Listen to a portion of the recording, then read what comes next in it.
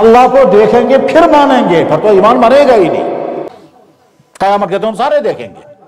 فرعون نے کہا تھا یا اللہ میں نے مان لیا، اللہ نے فرمایا اب کیا مانو گے، اب تو مجھے دیکھ لیا تم نے، آن وقت عصیت، پہلے خدا ہمیں دکھائیے پھر ہم مانیں گے۔ جناب جب دکھائیں گے پھر مانیں گے، وہ تو ایمان ہے ہی نہیں۔ اللہ تو ایمان چاہتے ہیں، ایمان چاہتے ہیں۔ اللہ کہتے ہیں نظر نہ آنے والے اللہ کو اللہ کے کہنے پر، نظر نہ آنے والے اللہ کو نبی کے کہنے پر ماننا تب ہے ایمان۔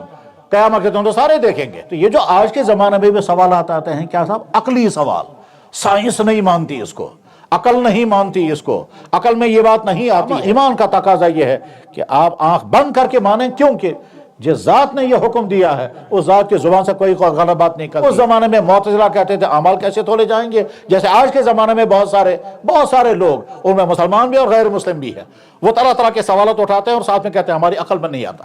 یہ عقل کے خلاف ہے، یہ ریزننگ کے خلاف ہے، یہ لاجک کے خلاف ہے، یہ سائنسی تحقیقات کے خلاف ہے۔ ایمان یہ کہتا ہے اگر اللہ کا حکم یہ ہے تو آنکھ بند کر کے ماننا ہے، اور اللہ کے نبی کا حکم ہے آنکھ بند کر کے ماننا ہے۔ ہمیں یہ مان کر کے چلنا ہے کہ اس کے پیچھے ضرور کوئی نہ کوئی وجہ ہے، ہمیں سمجھ میں نہیں آ رہی ہے آگے، اور ایسا ہوتا بھی ہے۔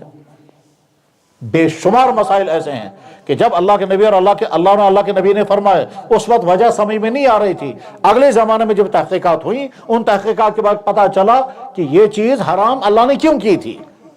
مثلا خون پینا حرام کر دیا گیا، اس وقت تو لوگوں کو سمجھ میں نہیں آ سکتا تھا۔